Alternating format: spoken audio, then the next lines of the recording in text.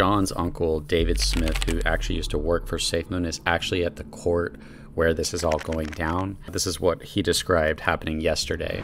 November 3rd at 9:30 a.m., Braden John Karony is led into the courtroom by 2 U.S. Marshals wearing blood orange scrubs with SL County Jail in lettering on the back. Handcuffed in front with a chain around his waist, leg shackles clank as he approaches the defendant's table. Cameras or electronic devices are not even allowed in the federal building, so there will be no media available, so you're not going to be able to find media on this, which sucks. It would be really cool to see this. I would love to see this. Seated in the gallery behind the prosecutor are the 2 FBI agents that arrested Braden at the Salt Lake airport. His parents, 3 out of 4 siblings, 2 aunts, and his uncle. U.S. Magistrate Oberg calls the hearing to order and asks Braden how he would like to be referred to, knowing his various names. He requests she call him John. She very thoroughly explained each of his rights as the hearing progressed. His defense attorney objected to the Captain Hoddle Discord name in the indictment, and Judge Oberg informed him that this is not the appropriate time to raise that objection. Braden did not deny that he is the person named in the indictment so that the hearing can move forward.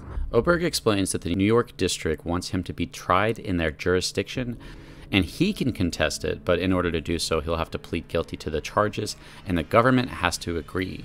This seems to confuse him, and there was a short pause so his attorney could explain. Braden tells the court that he does not want to go that route, so we proceed. Next up is the detention portion. Oberg explains that should they continue today, if he is found to be a flight risk, the determination will follow him to wherever he lands. This means no bail in New York. The defense attorney challenges the government's assertions that he is a flight risk due to family connections in the states, that he is the CEO of a company with 40 employees and that they have his passport.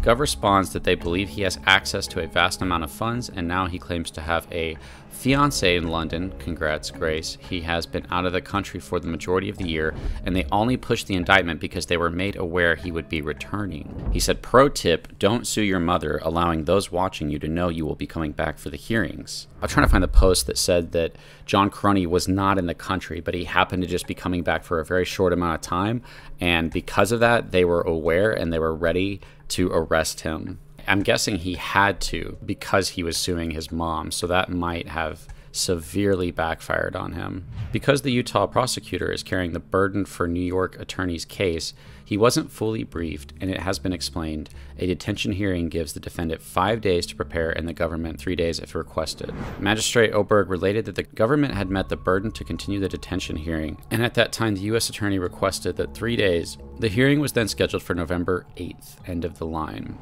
So John Karony gets arrested and Thomas gets arrested. I'm guessing Kyle Nagy, who is Safemoon Dev, is like on the run, like trying to not get caught or maybe trying to flee the country. I don't know what he's doing. I just know that he hasn't been arrested yet. So David's going to be dropping a lot of updates, and I'll keep you guys updated on that. There actually is more, considering that there is a plea deal coming for Thomas Smith, for, you know, aka Papa. I find that kind of funny because I felt like in the past Thomas was always known for like talking too much and kind of spilling the beans on a lot of things. He's the one that leaked the screenshots that confirmed that the Gabe wallet was John's. Like, he always kind of just talked too much, and now they're in a situation where if he talks, he can help himself, but it'll hurt John, is what the situation is, I'm guessing. If they pay $500,000 for his bond that he can be released, and then he just can't talk to anybody on the Safemoon team, he can't talk about crypto, is like all these different things with it. Yeah, no access to cryptocurrency or digital asset exchange or trading platforms, shall not engage in any investment promotional activities, no contact with current or former employees or contact with Safemoon. This is kind of the plea deal that they have going. So, and basically it happened. CoffeeZilla brought this to light. I've been talking about it for a long time. I showed the blockchain, I showed people how to do it to go look at it for themselves. It was blatantly obvious that John Karony had taken millions out of the liquidity pool, and it was blatantly obvious that it was not okay to do that.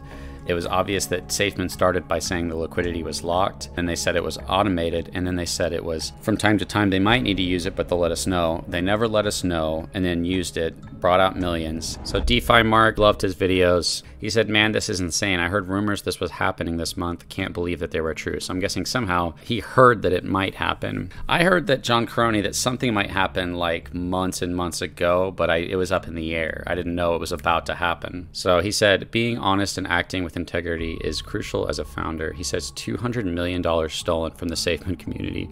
With that and LP today, holders would be up 45,000%. That's very hard to fathom. $200 million. Insane to think about that. That was our liquidity. That was you selling. That was your friend selling. Not only that, but the price was way up, right? And if they're responsible for the price going down, then it means that the price could have potentially gone way further than it actually went. We know that Ben Phillips was selling. Now we know that Kyle and Thomas were selling. We know that John Karony was selling. We know that not only did they own Safemoon, they had their own separate bags, but also had access to the liquidity as well. Drop a like and a comment on the video, and I appreciate you guys that do that. I'll see you guys in the next video.